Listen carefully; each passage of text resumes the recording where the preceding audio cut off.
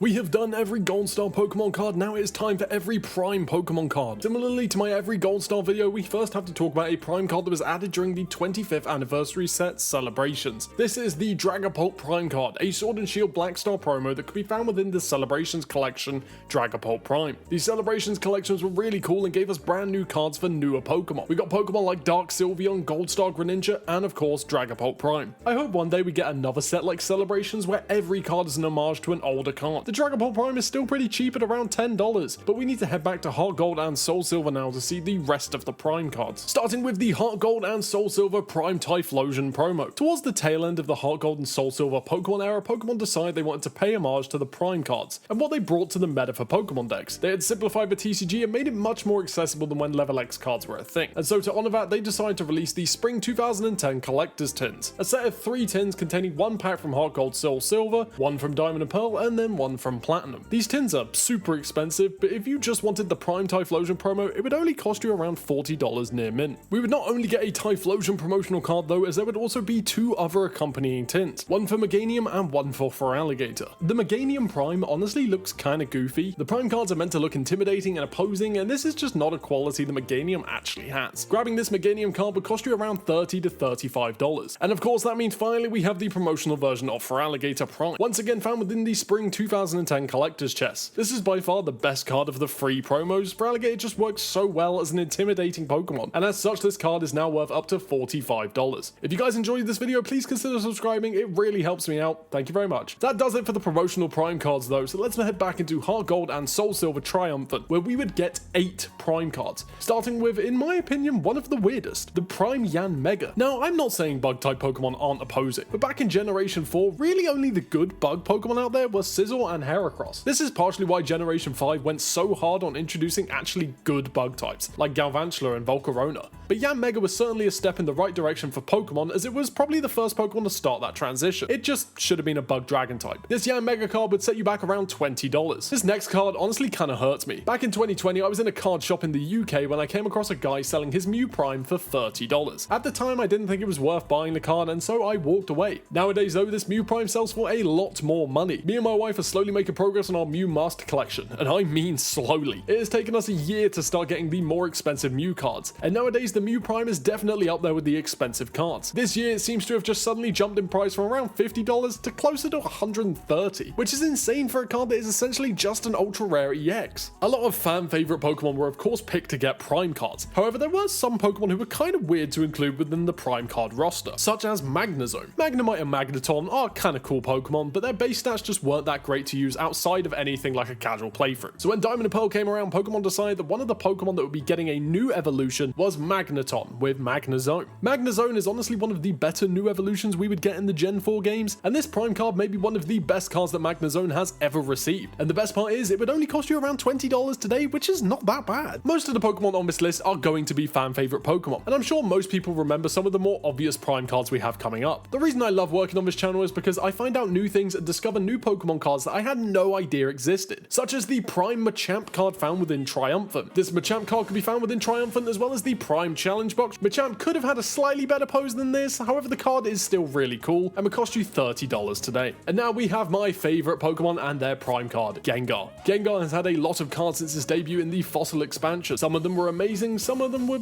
kinda dull, and some of them were downright terrifying. And I would say that the Gengar Prime definitely fits in the amazing category. This card captures the scary nature of Gengar while also perfectly translating that into the Prime card format, which is honestly probably not that easy to do. This card is one of the more expensive Prime cards today, costing around $300, which is kinda horrible to hear as a Gengar fan. As I pointed out a couple of times already, where we got some of the fan favorite Pokemon in the Prime format, like Mew, Gengar, and more coming up, we also got some Prime cards with Pokemon that really shouldn't have got them, such as the Prime Electrode. Now, there is nothing wrong with Electrode. In fact, I think it is one of the funniest Pokemon from within the games. However, its design just doesn't really work with this style of Prime cards. The card doesn't even look that different, maybe because Electrode doesn't have any arms or can't really be posed weirdly. Either way, some fans clearly agree, as this Electrode is pretty cheap at about $20, which isn't bad if you want a Prime card. Thankfully, we can now end out the triumphant set with 2 Prime cards for fan favorite Pokemon. So let's start out with Celebi Prime. Celebi has had a lot of really cool cards. Cards like Shining Celebi, Gold Star Celebi, Celebi V's alternate art. All of these cards are artistic. However, the Prime card is different. This captures a more cool side to Celebi. Not only was this card found within the Triumphant expansion, but it would also appear in the World of Illusions special box to commemorate the 13th Pokemon movie, Zoroark, Master of Illusions. Getting this Celebi today is honestly not that bad, costing around $50, which for a fan favorite mythical is pretty reasonable. And finally, we can end Triumphant by talking about a card that I talked about during my Every Absol Card Ever video, the Prime Absol.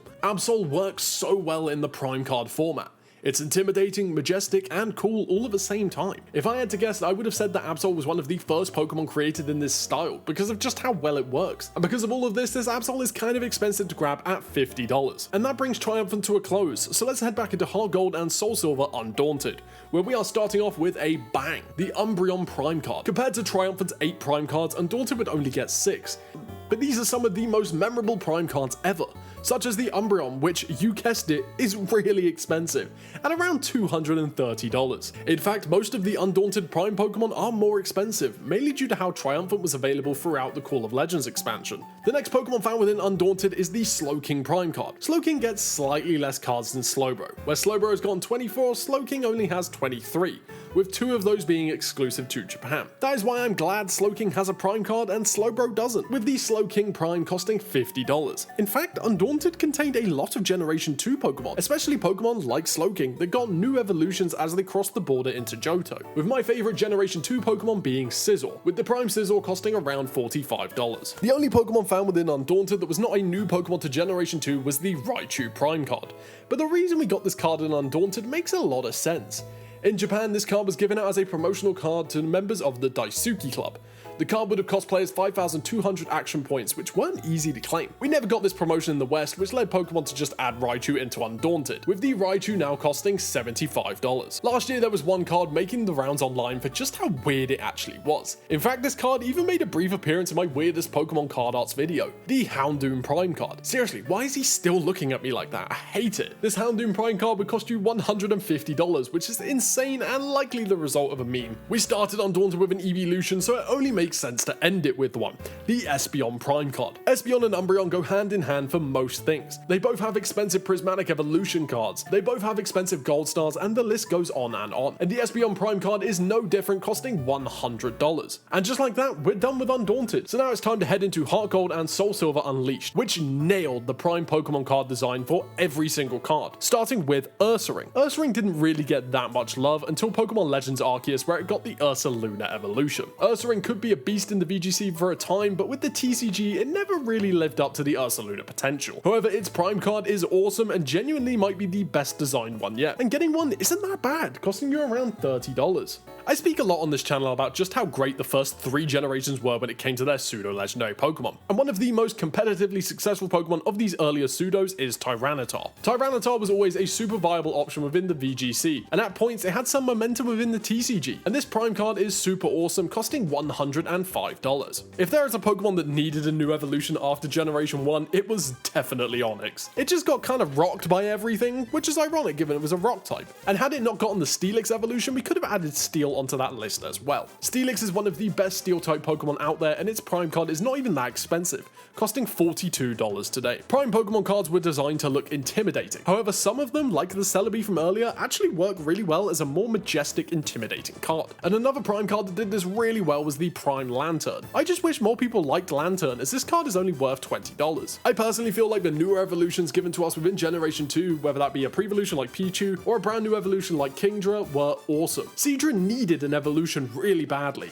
and making the decision to give it the Dragon type upon evolution 2 makes it one of the best Pokemon out there, and for a while it had very few weaknesses until the Fairy type was added. The Prime Kingdra card would cost you $30 today, which is really good. Which brings us to the final card within Unleashed, the Prime Crobat card. Fun fact about Crobat, I think that this evolution was solely added for Koga, as he transitioned from Gym Leader to Elite Four. Golbat wasn't that impressive of a Pokemon, and it probably did need a new evolution, but taking the one trainer who really knew poison types and giving it a new evolution made total sense to turn it into a fast powerhouse. The Prime Crobat would cost you you $50. So we are done with Unleashed, and now it is time to head back into HeartGold and SoulSilver base, where we have the Johto starters right at the beginning. The Typhlosion, Meganium, and Feraligatr Prime. At the beginning of the video, we talked about the promotional releases of these cards, so I won't spend any longer on these Pokemon. The Typhlosion sells for about $45, the Feraligatr sells for closer to $40, and once again Meganium holds up the rear at $35. The next card found within this set was the Prime Donphan card, a card that for a while had a pretty consistent place in the meta. This card was weirdly popular during HeartGold and SoulSilver's era and even got a reprint version found within the Celebrations Classic collection. In the end, this Donphan now sells for around $20.